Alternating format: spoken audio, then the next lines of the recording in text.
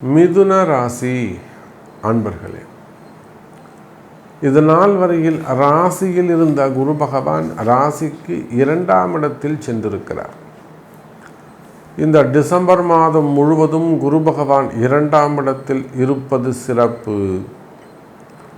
குடும்பத்தில் மகிழ்ச்சி, குடும்ப ஒற்றுமை, அதே போல் வேலை செய்கிற இடத்துல நிம்மதி, வெளியில் வருமானம்,